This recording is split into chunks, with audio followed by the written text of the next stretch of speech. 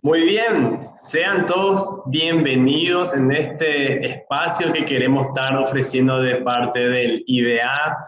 Estuvimos compartiendo un poco nuestro video institucional para que puedan conocernos y ya estuve viendo que nos están saludando distintas partes de Latinoamérica y queremos justamente saber de dónde están sintonizando con nosotros y pueden ir mandando sus saludos, de qué ciudad, de qué país son.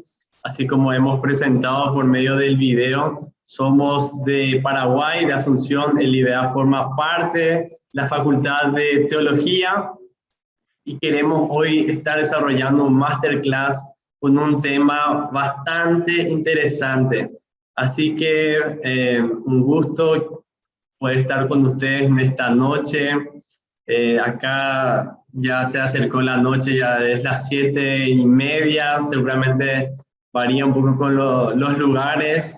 Tenemos saludos de Honduras, de Nicaragua, de México. Wow, realmente es un gusto poder ver hermanos, personas de distintos lugares. Mi nombre es Marcelo Centurión.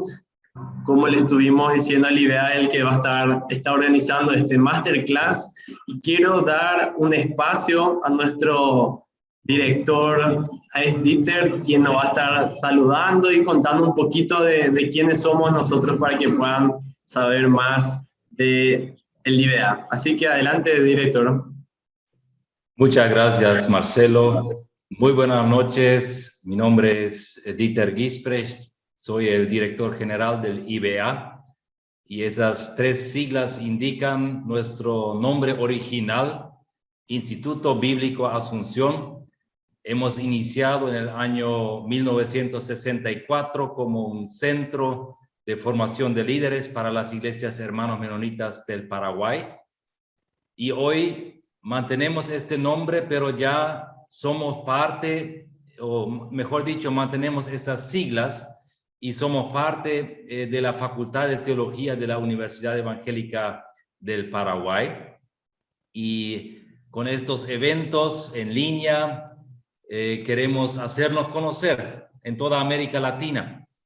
Nuestras puertas siempre estarán abiertas para todos los que quieren crecer espiritualmente por medio del estudio comunitario de la Palabra de Dios, y también en el próximo año queremos ofrecer otros cursos también en formato online. Claro, nuestro estudio de licenciatura en teología es un estudio presencial, pero también estamos ampliando las ofertas académicas a formatos virtuales o semipresenciales. Es un privilegio y un honor de darles la bienvenida a esta masterclass con nuestro profesor de Historia y Biblia, el doctor Flavio Florentín. Muchas gracias por inscribirse a este evento y les deseo de todo corazón que esta presentación sea una experiencia positiva de aprendizaje, de edificación para cada uno de ustedes. Una bendecida noche a todos. Gracias. Muchas gracias, querido director. Para explicar un poco cómo va a ser la temática de esta noche, enseguida voy a estar presentando a nuestro disertante, al doctor Flavio Florentín, también comentando un poco sobre su trayectoria. Él va a estar hablando en un espacio de 30 a 40 minutos y si surgen preguntas a lo largo de la ponencia, ustedes pueden ir poniendo por medio del chat. La idea es no estar interrumpiendo, entonces vamos a mantener nuestro micrófono en silencio. Al terminar la ponencia del profesor Flavio, nosotros, o mejor dicho, yo estaré leyendo las preguntas, las dudas que quieran aclarar. Ahí vamos a tener un espacio de 10 minutos un poco para interactuar y tratar de dar respuesta a las dudas que puedan ir surgiendo. Y bueno, así que les presento doctor Flavio Florentín. Tiene un bachiller en Educación Religiosa en el Instituto Bíblico de Asunción, un bachiller en Teología en el Seminario Bautista de Buenos Aires, licenciado en Historia en la Universidad Nacional de Asunción, un máster en Teología en el Seminario Internacional Bautista y un doctorado en Historia en la Universidad Nacional de Asunción. Su fuerte, como ya se habrán dado cuenta, es la historia del cristianismo y también exégesis o relacionado al Antiguo Testamento. Así que Flavio y Florentín, adelante, te damos la bienvenida. Muchas gracias, Marcelo, y muchas gracias a todos los que están con nosotros en esta experiencia nueva para nosotros, en donde esperamos poder crecer para bendecir a nuestros hermanos de Latinoamérica con lo que nosotros hemos aprendido, hemos conocido, y básicamente nuestro deseo en este espacio es, pues, crecer juntos en el conocimiento de la palabra de Dios y en una manera de servir mejor a nuestras iglesias acá en Latinoamérica. Quiero antes que nada agradecer a los compañeros del Departamento de Comunicaciones que han hecho todo este esfuerzo maravilloso de poder invitarnos, por supuesto también a la revista La Fuente, que ha sido un poco nuestro nexo para que podamos conectar con ustedes. Lo que nos convoca en esta noche es ver de qué manera podemos entender tal vez un poquito mejor a nuestros profetas del Antiguo Testamento. Quiero decir que principalmente en esta noche voy a enfocarme a los profetas menores, ¿verdad? A estos 12 maravillosos profetas menores que tenemos, que hace un buen tiempo empecé un poquito a profundizar en el contenido del mensaje de estos profetas y principalmente para ver de qué manera podemos sacar enseñanzas de estos profetas para nuestros días. Quiero arrancar con un texto bíblico del profeta Joel, este profeta que le descubrí que es un profeta apasionado, por supuesto, por el pueblo de Dios, como todos, pero un profeta que nos puede ayudar a entender un poco de qué manera transitar los tiempos de calamidades. Qué apropiado, ¿no? Para nuestro tiempo, que estamos también de alguna manera pasando una situación calamitosa en el mundo entero con esta pandemia. Y Joel dice en el capítulo 1 de su libro, en el verso 10, el campo está asolado, se enlutó la tierra, porque el trigo fue destruido, el mosto está pasado y se perdió el aceite. Maravillosas palabras de este profeta que nos dice que los tiempos de calamidad tienen esa particularidad, ¿verdad? Que vienen y destruyen aquellas cosas tan esenciales para la vida. Por supuesto que aquí el profeta, como buen judío, habla de esas tres cosas fundamentales para la subsistencia del pueblo de Dios. Habla del trigo, ¿verdad? Haciendo referencia a la comida, el pan.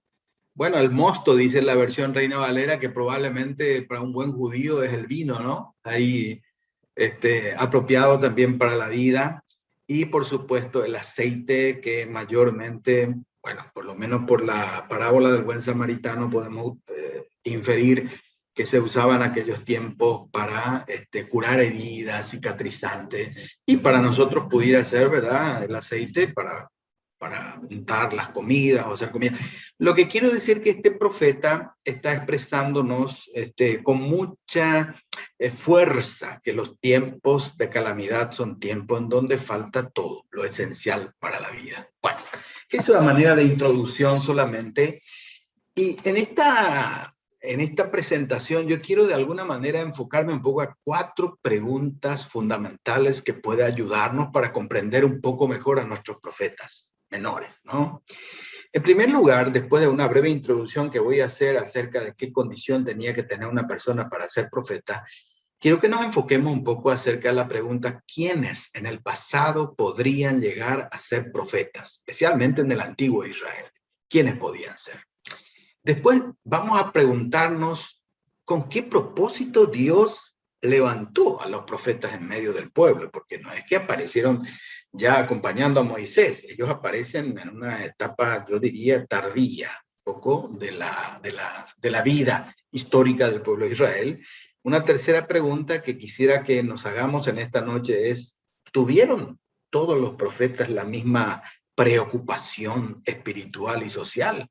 ¿Se movieron en base a un interés único general o tenían ciertas particularidades? Y, por supuesto, después queremos también preguntarnos, finalmente, qué pautas debemos considerar para poder entender, para poder comprender de una mejor manera a estos profetas que tenemos en nuestra Biblia, para poder, por supuesto, utilizar estas enseñanzas de estos profetas en la predicación y en la enseñanza. Un poquito, estas son las 4 preguntas que espero poder cumplir y llenar en este tiempo de 30, 40 minutos. Quiero hacer la salvedad que nosotros los historiadores, a veces cuando empezamos a hablar, es difícil a veces pararnos y hacemos nuestros saltos de un siglo a otro siglo, pero vamos, por eso me hice estas preguntas para que pueda concentrarme un poco con esto. ¿Cómo introducimos nuestro interés por los profetas? ¿Dónde tenemos en el Antiguo Testamento a alguien que nos puede inspirar para decir, bueno, si una persona sigue estos parámetros, podemos decir que es un profeta del Antiguo Testamento, un profeta a quien Dios llama? Y lo que yo he encontrado, que nuestro querido Moisés es una norma para los profetas que vinieron posteriormente en la historia del pueblo de Israel. Entonces, la persona, la vida, el ministerio de Moisés es un buen patrón, diríamos así, en el cual podemos mirar y puede ser guía para los profetas que vinieron después, tanto los mayores o los menores. ¿Cuál es la norma que nos presenta Moisés? 4 cositas. En primer lugar, Moisés tuvo un llamado especial de parte de Dios para cumplir una misión específica. Y recordamos todo eso, ¿cierto?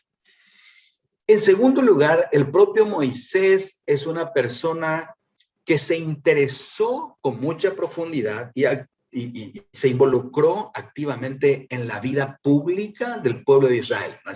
Una segunda norma que es muy importante y que vemos también en nuestros profetas después, que se ocupan y se involucran también en la vida pública del pueblo de Israel. Una tercera cosa que tenemos es que ellos, al igual que Moisés, Moisés, al igual que los profetas posteriormente, tuvieron una interpretación profética de la historia, una interpretación profética de la historia. Esto podemos ir desarrollando y conversando, pero fundamentalmente esta interpretación profética se mueve un poco en la dirección, bueno, si cumplen la ley de Dios, les irá bien, y si no obedecen la ley de Dios, pues el final de vuestra historia será trágica, dolorosa, sufriente. Y una cuarta cosa que vemos en Moisés y después en los profetas también, que ellos tuvieron una profunda intercesión, tuvieron una vida de intercesión profunda a favor del pueblo, ¿verdad? Claro, le vemos a Moisés enojado, hasta cansado y agotado por las rebeldías del pueblo, pero nunca cesó de interceder a favor del pueblo delante de Dios. Esto lo vemos también en nuestros profetas. Por eso es que la mayoría de los libros proféticos terminan con un tono esperanzador. Sus libros, casi ninguno de ellos terminan de una manera trágica. Hay un toque, hay un tono de esperanza en cada uno de esos profetas. Ahora, ¿quiénes entonces podrían ser? La primera pregunta, ¿quiénes podrían ser los considerados profetas en el Antiguo Testamento? Primero, entonces, toda persona que pudiera justificar un llamado particular y especial de parte de Dios. Algunos de ellos lo dijeron con mucha claridad. Bueno, podemos hacer referencia a los mayores. Isaías tiene una visión en su capítulo 6, Jeremías dice, bueno, antes que nací ya me llamó Dios. Ezequiel de alguna manera nos indica también, algunos de los profetas menores dan pistas, no todos, de que tuvieron un llamado especial de Dios. Uno de ellos, por ejemplo, dice, bueno, yo no soy profeta, ni hijo de profeta, pero Dios me llamó de detrás de mi ganado, de andar juntando frutos silvestres, y me dijo, ve y profetiza. Una segunda cosa, que toda persona llamada por Dios debía demostrar que Dios lo capacitó, lo arropó, ¿verdad? Con ciertas características y funciones para el desarrollo de su ministerio profético. Y esta capacidad especial que le da Dios a estas personas tenía 2 características. Tenían que ocuparse en la proclamación y en la predicción. Eso es muy importante. yo lo que veo que nuestros profetas menores mayormente eran proclamativos, proclamaban, enseñaban y proclamaban la ley de Dios. Y no se puede negar que tenían funciones predictivas, pero no es lo prioritario de ellos. A veces creo yo que nosotros creemos que el profeta es alguien que solamente anda prediciendo qué es lo que va a ocurrir en el futuro, ¿verdad? Y a veces vamos un poco a la lectura de nuestros libros proféticos con ese preconcepto que mucho tiene que ver con las prácticas habituales de nuestra iglesia, ¿verdad? Bueno, pero por lo menos en el texto bíblico de los profetas menores lo que vemos es que sí, combinaban bien esa proclamación y predicción. Algunos proclamaban mucho más y no predecían tanto, ¿verdad?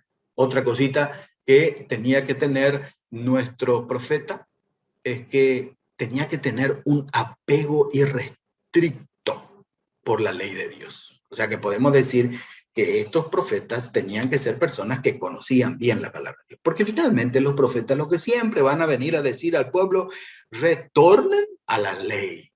No olviden que Dios dijo esto y eso es lo que hay que hacer.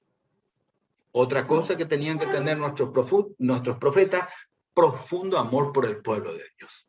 Claro, algunos tenían un carácter un poco difícil, ¿no? Pesado. Algunos, yo diría, hasta se extralimitaban en su vocabulario, ¿verdad? En su manera de proclamar, de decir las cosas, pero no por eso podemos decir que no amaban al pueblo de Dios, porque cuando veían que debido a la situación social, espiritual y religiosa del pueblo, la cosa venía para peor, ellos sacaban ahí su profundo amor y se vuelven, antes que proclamadores, antes que predictivos, profundamente intercesores por el pueblo de Dios, ¿no? Vas a eliminar a tu pueblo, Dios no permita, ¿cómo? Entonces, perdónalos, en otras palabras. Y por supuesto, todos ellos, todos los profetas, de alguna manera se involucraron de manera activa, de manera pública en la vida del pueblo. O sea, tuvieron un involucramiento activo en la vida pública del pueblo, ¿eh? Igual que Moisés. Moisés fue un legislador, legisló, y por supuesto que los profetas no vinieron a legislar, pero vinieron a recordar la legislación mosaica. Y se interpusieron en muchas circunstancias en la vida pública cuando veían, por ejemplo, que el pueblo tenía cierto interés de hacer alianzas con pueblos vecinos, y por supuesto, para un profeta eso era lo último, ¿verdad? Porque ellos sabían muy bien que eso le podía llevar a desastres peores, ¿verdad? Y a perder su identidad como pueblo, perder su fuerza espiritual y, por supuesto, olvidarse del pacto que hicieron con Dios. También toda persona que manifiesta una disposición innata a la oración, a la reflexión, en muchos casos estos profetas eran solitarios, no eran amigos de mucha gente, ¿verdad? No tenían tampoco muchos seguidores, por lo menos no vemos ahí en estos profetas menores en la Biblia que tuvieron, qué sé yo, discípulos, eran aparentemente personas solas, muy reflexivas. El caso de Habacuc, por ejemplo, ¿verdad? Él dice, yo no me voy a mover de aquí hasta que Dios me responda lo que estoy preguntándole respecto a lo que estoy viendo en la ciudad. Hay demasiada violencia en la ciudad y yo veo que Dios no hace nada. Entonces, por ahí entonces vemos a personas un poco solitarias. Y aunque fueron duros en la expresión de su juicio que venía, no hay que desconocer que nuestros profetas fueron grandes intercesores por su pueblo. Y esto nos permite ver en muchos libros proféticos que concluye con eso que he dicho anteriormente, un tono esperanzador, un tono que apunta hacia el perdón y por supuesto a la liberación del pueblo, siempre y cuando que el pueblo, ¿verdad?, ajuste su manera de vivir a las demandas de Dios.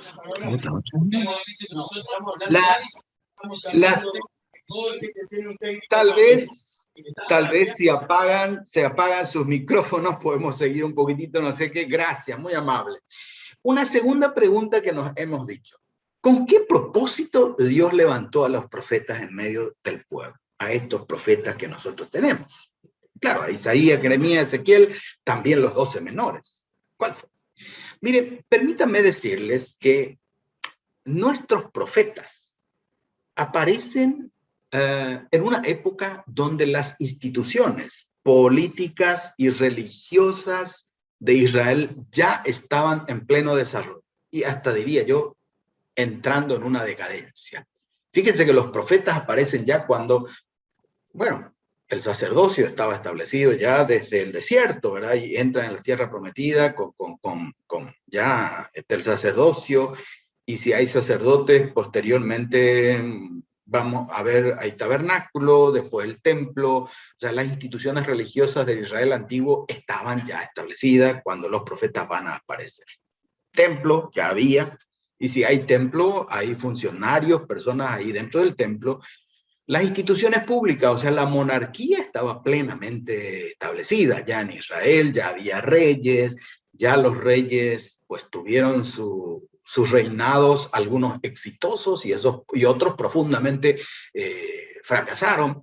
Pero estos profetas entonces aparecen cuando estas instituciones, tanto políticas y religiosas, estaban en desarrollo, ya están en decadencia, y entonces vienen los profetas para suplir una carencia. ¿Carencia de qué? Carencia de la voz de Dios en medio del pueblo. Porque se esperaba antiguamente que el rey sea persona responsable de la vida espiritual del pueblo. Los sacerdotes también.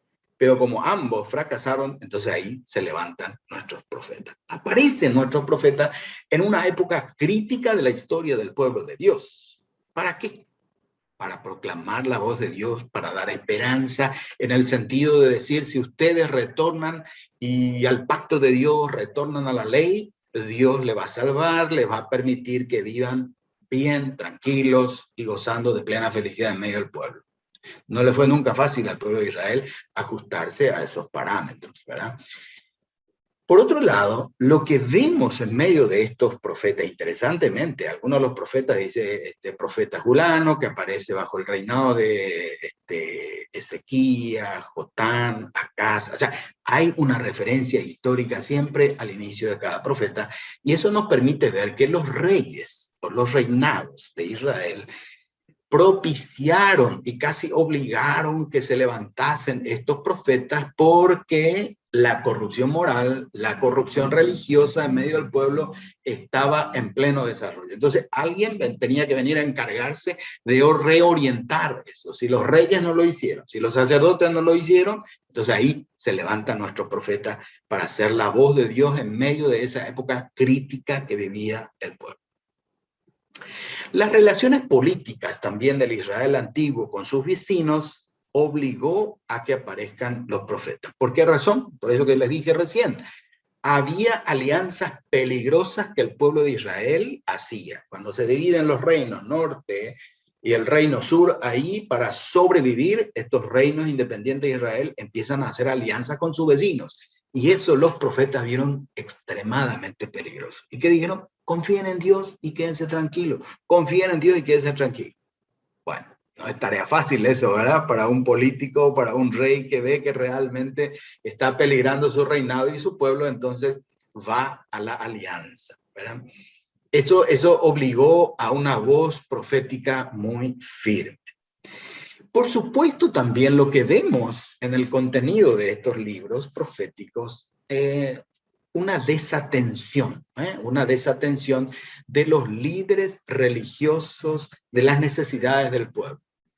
En alguna parte dice a los sacerdotes, uno de nuestros profetas, ¿acaso no es que de parte de ustedes tendría que venir la enseñanza, la ley, la guía para que el pueblo camine en la palabra de Dios y obedezca la palabra de Dios? Pero ustedes no cumplen eso. Entonces, esas desatenciones de los líderes religiosos y también políticos de aquella época obligó a que se levantara esta voz de Dios para ser oída a través de nuestros profetas. Entonces, ¿cómo lo podemos asociar a eso hoy en día, no?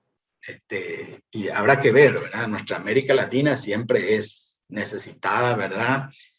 Y yo creo que en muchas situaciones, por eso también hay algunas personas que salen, claman y apelan, ¿verdad? A que realmente el pueblo en general, sin ser a veces el pueblo de Dios, acomode su vida a lo que Dios está pidiendo. Bueno, este es el ambiente donde aparecen esos profetas. Yo creo que estas cosas es importante tener para que después al leer un libro podamos de alguna manera tener un poco, ¿qué diríamos? El marco, el contexto para entender de una manera apropiada a nuestros profetas, ¿verdad? Tercera pregunta. ¿Tuvieron todos nuestros profetas la misma preocupación espiritual, social y social? ¿Tuvieron ellos todos la misma preocupación? Bueno, en un sentido general, podemos afirmar que todos tuvieron una preocupación moral. ¿A qué me refiero con esto? Nosotros debemos saber, ¿verdad? Y sabemos, ¿verdad? Que, por ejemplo, el decálogo, por supuesto, es una demanda espiritual, pero fundamentalmente es una demanda moral. En general, todos nuestros profetas tuvieron una preocupación moral, y de ahí podemos inferir que tuvieron una profunda preocupación espiritual.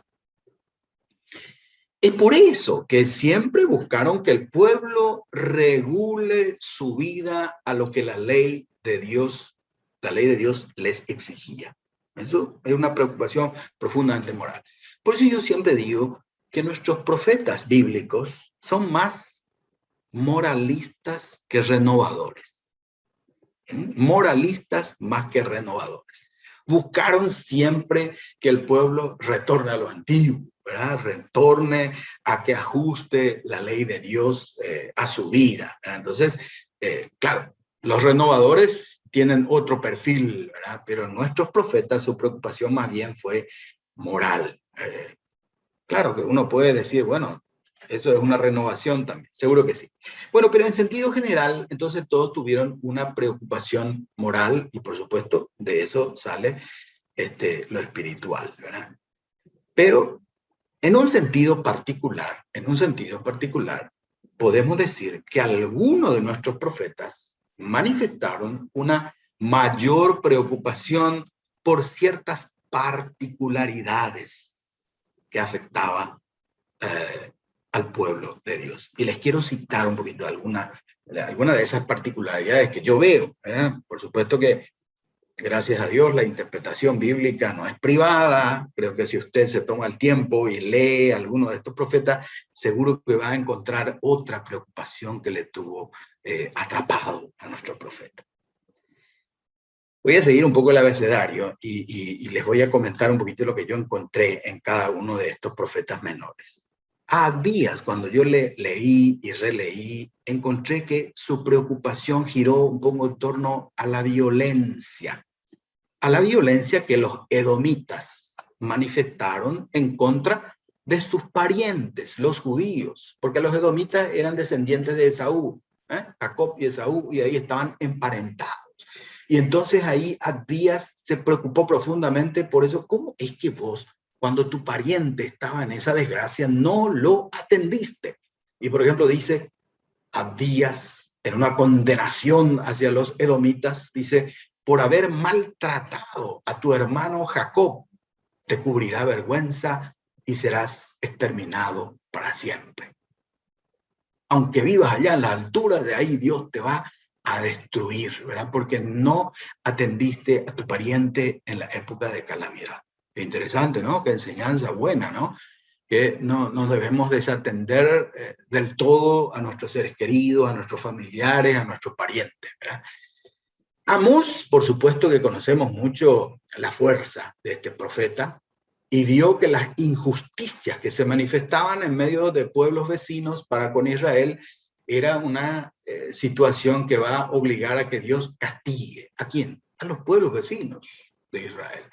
Y entonces ahí el profeta expresa en un juicio, una proclama y dice: aborreced el mal, amad el bien, estableced la justicia en juicio. Quizás, si haces así, el Señor Dios de los ejércitos tendrá piedad del remanente de José.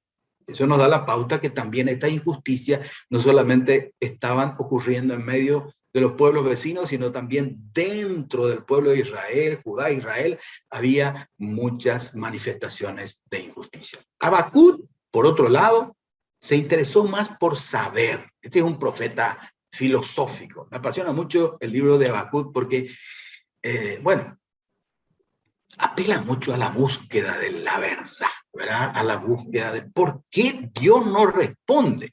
Seguramente cuando oramos nosotros a veces podemos preguntarle también a Dios. Y bueno, si conocemos a Habacuc, con libertad podemos hacer también esta expresión, ¿por qué Dios no me responde? Y Habacuc dijo, ¿por qué Dios no me responde? En esta situación que estoy inquieto yo estoy inquieto, dice Habacuc. ¿Por qué? Porque veo tanta violencia en medio del pueblo y tú no haces nada. Dice Habacuc, yo de aquí no me voy a mover, voy a esperar a que tú me reveles tu palabra con respecto a esta profunda inquietud que yo tengo. Con Habacuc tenemos un fenómeno muy interesante, ¿no?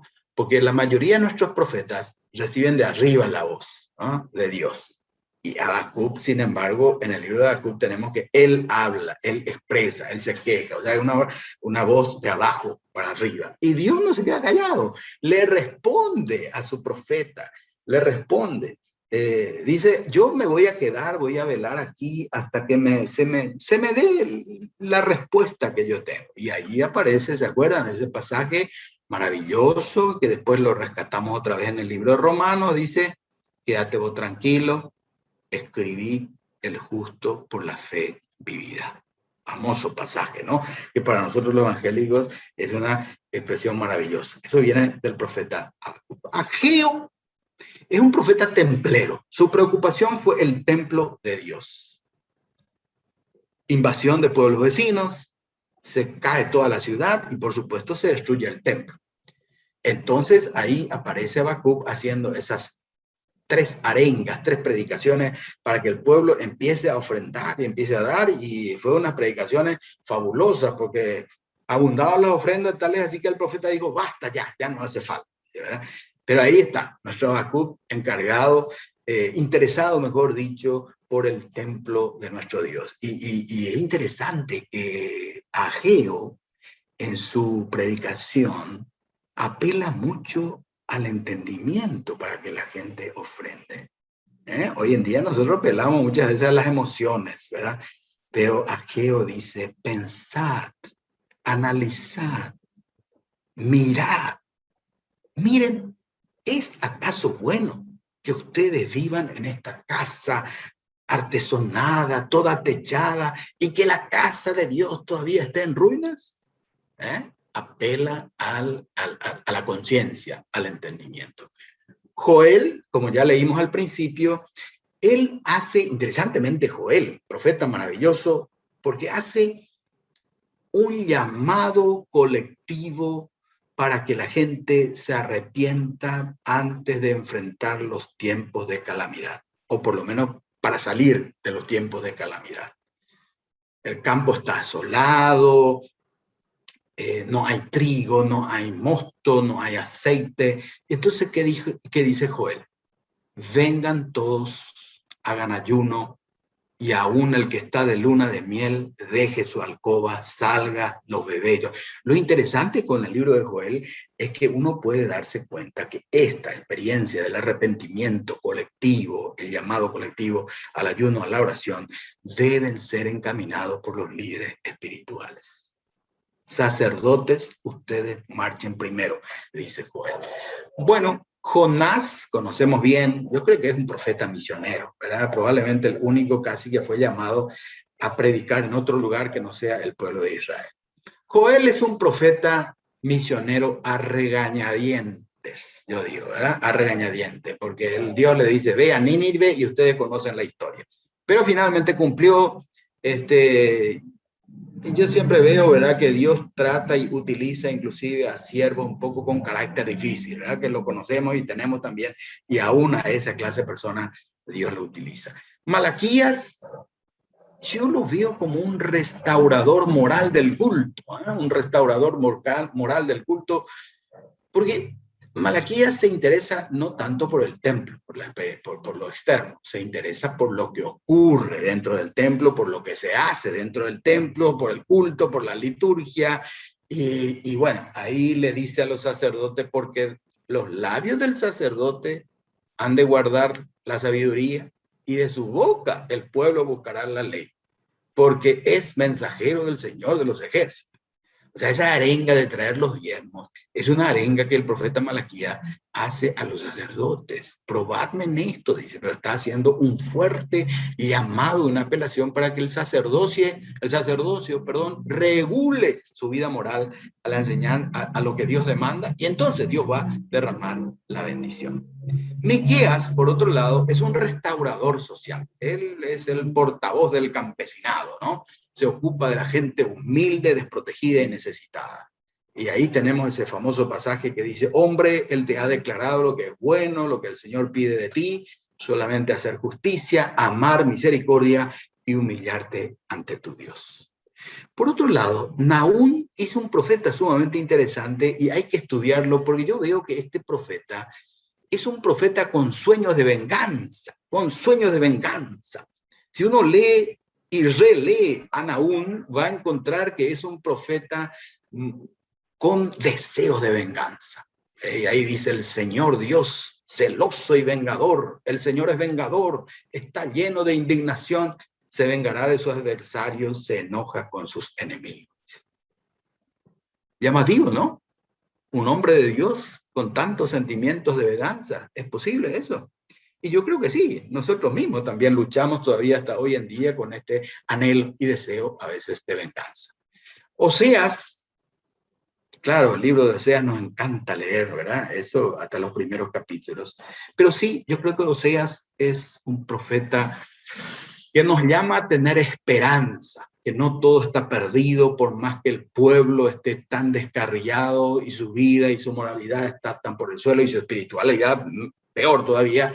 Él nos dice, hay que tener esperanza, porque él dice, el Señor dice, yo los sanaré de su rebelión, los amaré de pura gracia, y porque mi ira se apartó de ellos.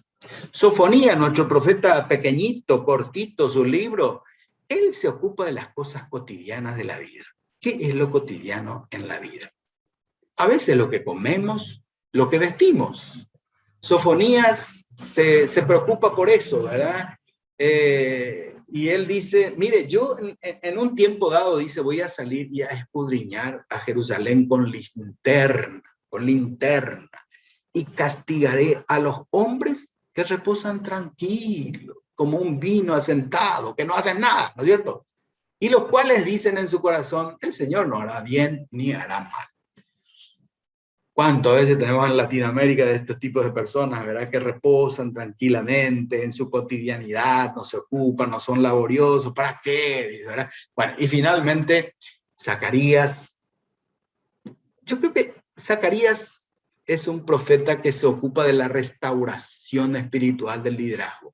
Ese capítulo 3 de Zacarías es fabuloso, en donde le vemos ahí al sumo sacerdote, al enviado del Señor, cambiándole las vestiduras, al personaje ahí que va a ser después el sacerdote, le renueva.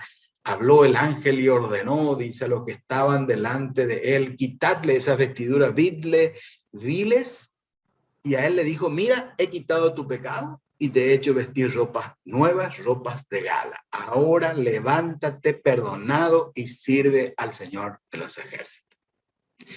Estas son un poquitito algunas de las cosas que yo en mi peregrinaje de leer y releer a los profetas he encontrado. Por eso le dije que claro, en general tienen una preocupación, moralizar, espiritual al pueblo, pero particularmente algunos de estos profetas menores tenían ciertas preocupaciones principales.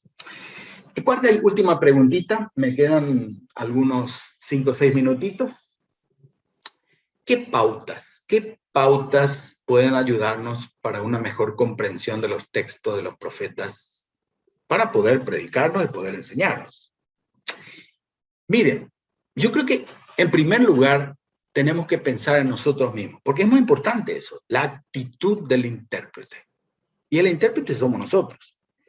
Y nosotros tenemos que acercarnos a la palabra de Dios, al texto bíblico, con una actitud espiritual, por supuesto, pero con una actitud también sensible a la autoridad que tiene la Biblia.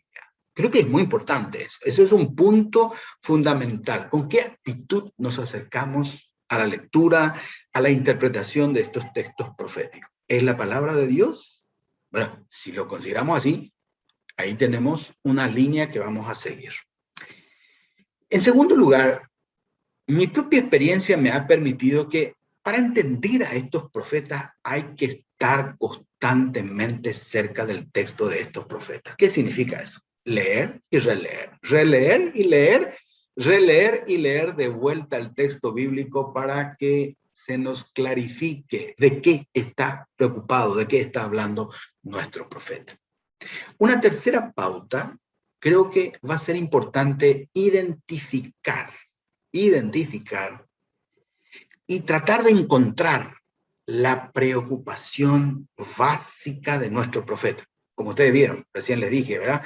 Y estaba señalando algunas de las cosas de nuestro profeta que yo encontré. Cada uno de ustedes puede encontrar una cosa diferente. Pero es importante encontrar esa preocupación. ¿Qué le preocupó a este profeta? ¿Qué le preocupó? La violencia, la santidad, el robo, la injusticia, el templo, la manera de vestir, la manera de vivir, sus alianzas. O sea, hay que encontrar eso, la preocupación. En cuarto lugar, es fundamental identificar el contexto histórico en donde vivió y proclamó su mensaje nuestro profeta que estamos interesados en conocer. Es muy importante eso. Y aquí es importante seguir un poco la pista, ¿verdad? De los imperios que dominaron ahí Israel. Esta es una pista muy útil, ¿verdad? Porque nosotros tenemos que Israel fue dominado por los asirios, después vinieron los babilónicos, después los medos persas y finalmente los griegos.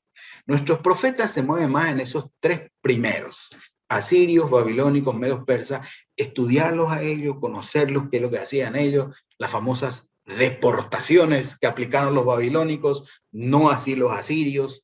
Los medos persas parece que eran un poquitito más inteligentes y dieron ciertas libertades para venir, ¿verdad? Y reconstruir, y finalmente los sátrapas ahí, ¿verdad?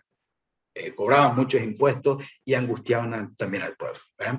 Entonces, esto es muy importante para que uno pueda ubicar a los profetas en ese contexto histórico. Cuando uno ubica el contexto histórico de nuestros profetas, bueno, va a saber por dónde también va su preocupación. A mí me ha ayudado muchísimo preguntarle a cada profeta: Amós, ¿cuál es tu visión? ¿Qué visión Dios te ha dado? Después me interesó mucho descubrir la pasión que tuvo este profeta. La mayoría de ellos se apasionaban por la ley de Dios, ¿verdad? Por Dios, por su palabra, por sus mandamientos. Y finalmente le preguntaba al profeta: ¿qué amor? ¿Cuál es el amor que tú tienes? ¿Amas al pueblo? ¿Amas la ley? ¿O amas a Dios? ¿O ambas, todas esas cosas?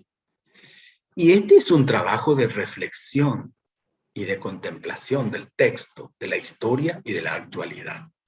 Porque cuando uno tiene una respuesta acerca de la visión, la pasión y el amor del profeta, hay que hacer un poco esa correspondencia con la actualidad, porque si no, no nos sirve. No podemos quedarnos como a veces los predicadores de los últimos años del seminario que predican y quedan en las nubes, no aterrizan nunca, ¿verdad? Entonces, a nosotros no nos tiene que ocurrir. Claro que tenemos que hablar del contexto histórico del profeta, pero tenemos que aterrizarlo eso y hacer esa correspondencia entre lo que le preocupó, lo que ocupó al profeta, y traerlo a nuestras necesidades de hoy en día. Y hacer ese trabajo, ¿verdad? De combinar un poco la preocupación, la pasión, el amor del profeta comparando con Jesús, ¿verdad? A mí me ayudó mucho. ¿Jesús tuvo alguna de estas preocupaciones también? O Pablo, por ejemplo. ¿Expresó Pablo alguna de estas preocupaciones? ¿Tuvo más o menos la misma visión de eso, verdad? Y finalmente, por supuesto, hay que aplicar esas enseñanzas que uno va encontrando en los profetas a la actualidad. Esto es lo que quería compartir con ustedes, mis queridos hermanos. Llegar nuestro tiempo y agradezco a Dios que me ha sujetado la lengua y hasta aquí yo hablo. Gracias. Bueno.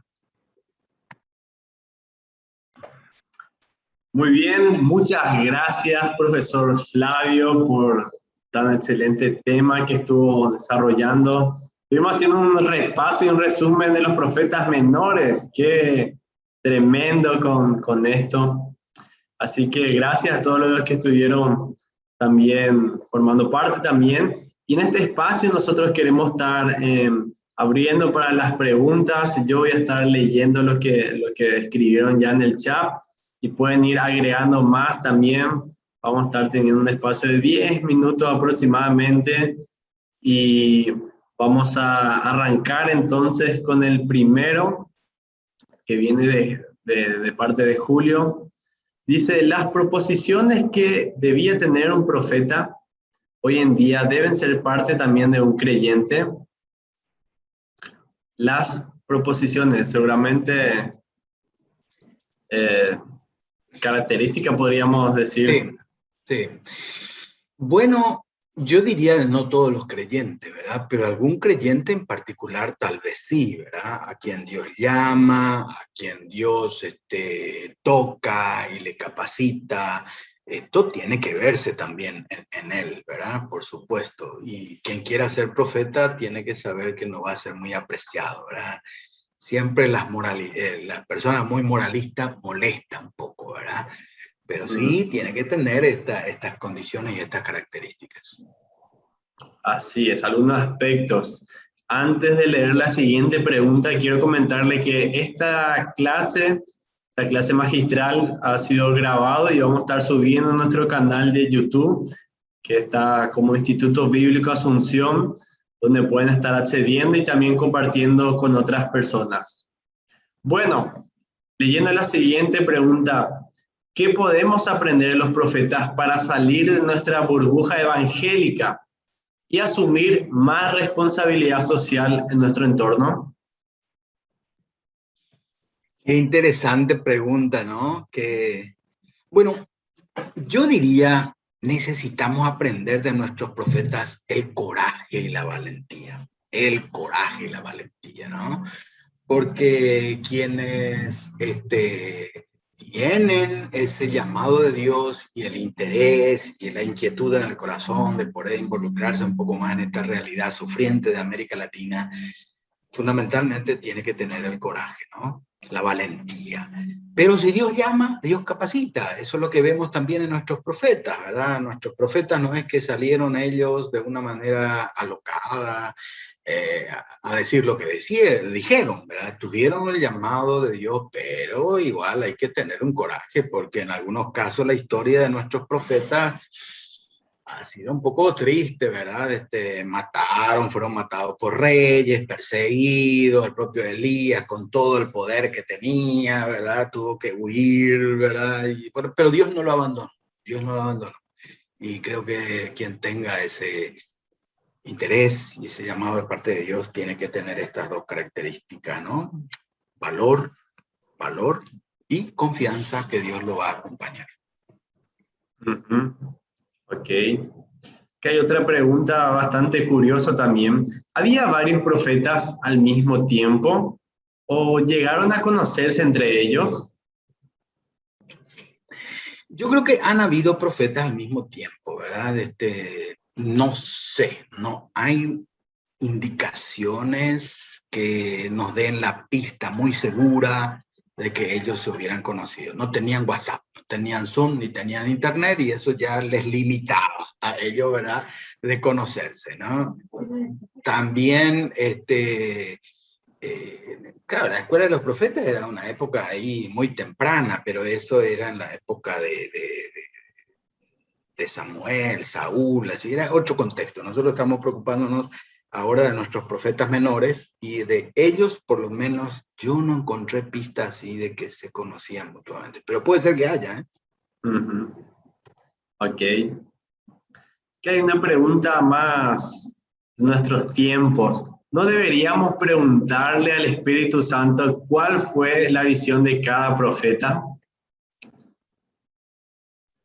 Claro, hermano, por supuesto, no crean ustedes que yo descubrí esas visiones por mi simple capacidad. En absoluto, eso demanda de mucha oración, reflexión, Dios mío, y buscar. Por supuesto que el Espíritu Santo es lo que nos revela eso, ¿verdad? No nuestro conocimiento. Por supuesto, así mismo es. Hay que preguntarle.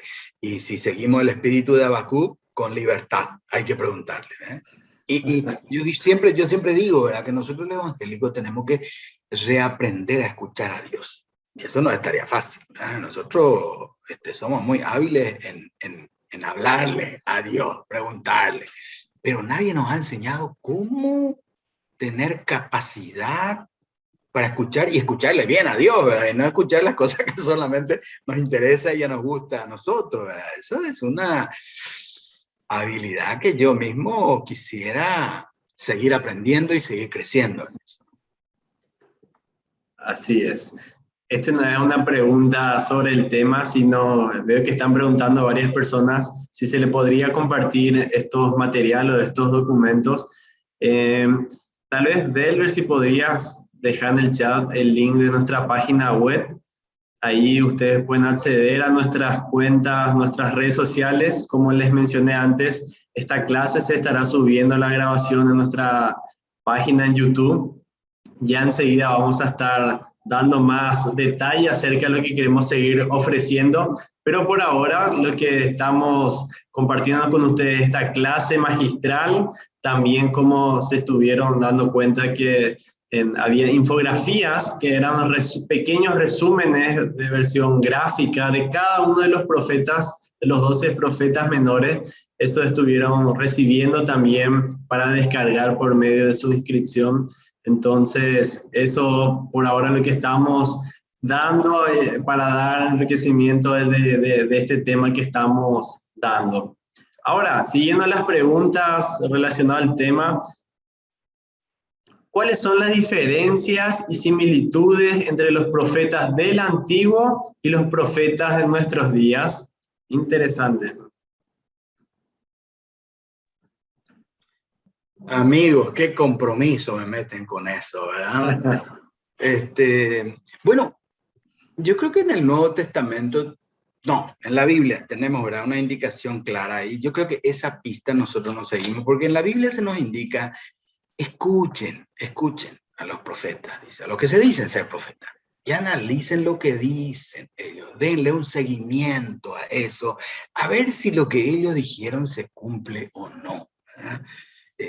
Ese es un ejercicio que no siempre hemos hecho para tener un poquitito más de argumento cómo enfrentar esta tarea, ¿verdad?, de si son profetas verdaderos o no profetas los actuales, ¿verdad? Dos pistas que quiero señalar en este sentido, simplemente para colaborar, ¿verdad?, en buscar un poco alguna pista. Vimos, ¿verdad?, que nuestros profetas eran moralistas. Esa es una primera cosa, ¿verdad? Y la moralista, ¿en qué sentido? En que ellos llamaban y apelaban al pueblo de Dios a volver a la ley de Dios. Si una persona que es profeta nos indica eso, nos enseña eso, de manera enfática o con cualquier otro entusiasmo que tenga, hay que volver a la palabra de Dios y que nos enseñe la palabra de Dios, perfecto. Amén, ¿verdad?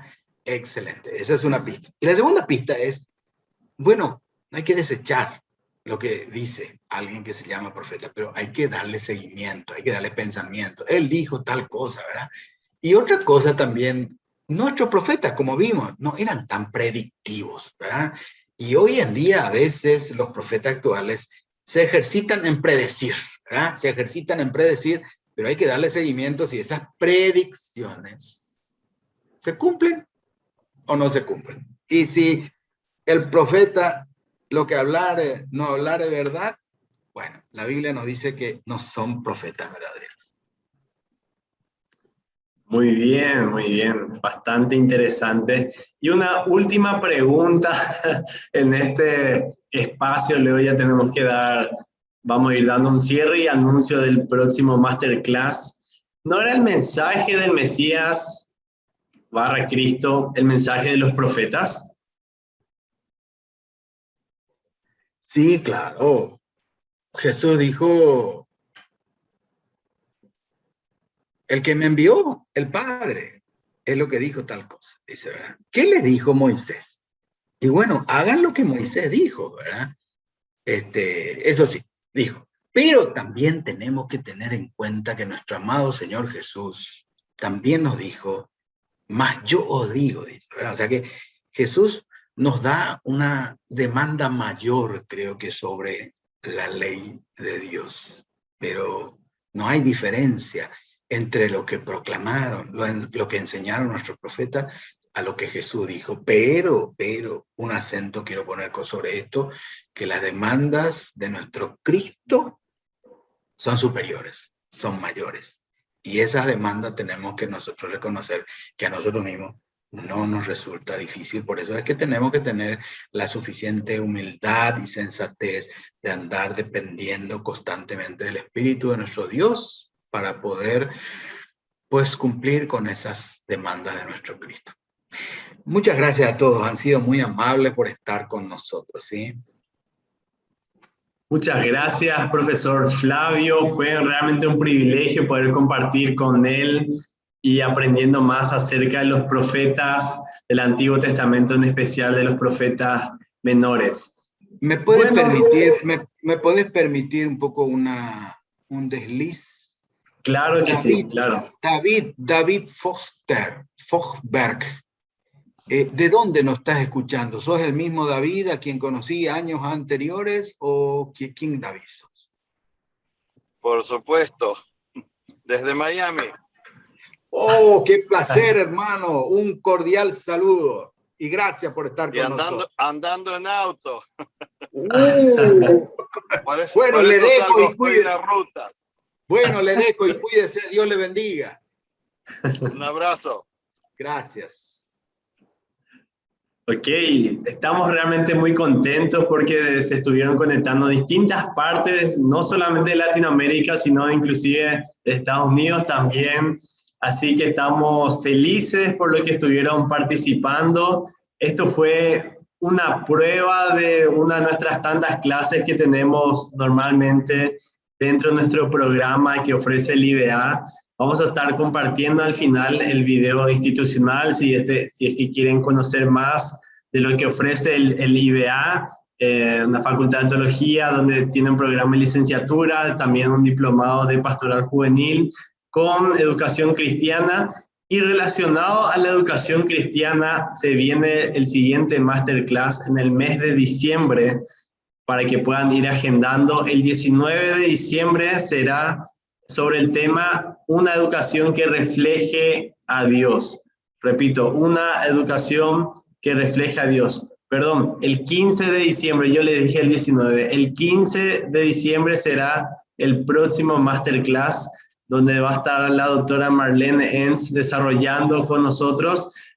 Para participar deben inscribirse por medio de la revista La Fuente. Este masterclass fue exclusivo para personas que están recibiendo mensualmente sobre la revista La Fuente. Ahí va a estar el link de acceso. Esto no lo van a estar encontrando en nuestras redes sociales. No estuvimos publicando por allí porque queremos que esto sea exclusivo para los lectores de La Fuente.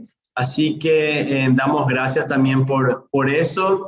Y antes que nos despidamos, como les mencioné, vamos a estar compartiendo nuestro video institucional para que puedan conocernos un poco más del programa, de lo que ofrece el IBA, de dónde somos y su trayectoria. Así que me despido, un gusto haber compartido con ustedes, que tengan buenas noches y muchas bendiciones.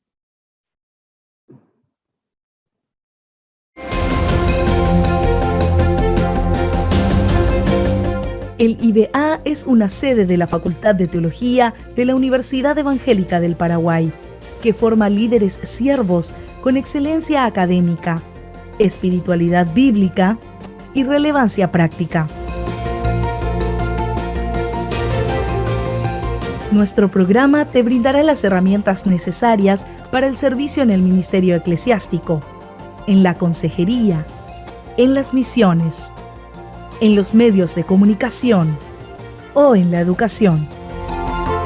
Estudiar en IBA te ayudará a crecer integralmente. La vida comunitaria y espiritual forman parte de esta experiencia, además de contar con un alto nivel académico, siendo así un seminario líder en la región. El IBA está ubicado en Paraguay, un hermoso país que se encuentra en el corazón de América del Sur. Un paraíso natural con muchos atractivos turísticos.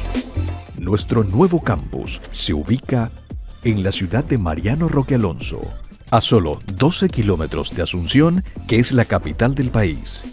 La experiencia de estudiar en IBA es sumergirse en la cultura local y su gente. Nuestra historia comienza en 1964, cuando el IBA se fundó para formar líderes debido a que la misión de los hermanos menonitas empezaba a crecer en el Paraguay. En 1965 adquiere su local propio y desde sus inicios el IBA recibió a estudiantes de distintas tradiciones y denominaciones, siendo un referente en el país. Desde 1994, el IBA forma parte de la Facultad de Teología de la Universidad Evangélica del Paraguay, ofreciendo desde ahí su programa de licenciatura en Teología, combinando así el servicio práctico con el rigor académico. En la actualidad, el IBA se encuentra en una nueva etapa de crecimiento y se consolida como un referente en América Latina. Nuestro campus posee una extensión de 6 hectáreas. Cuenta con todas las instalaciones necesarias para hacer que tu experiencia como estudiante sea inolvidable. Aulas modernas y equipadas.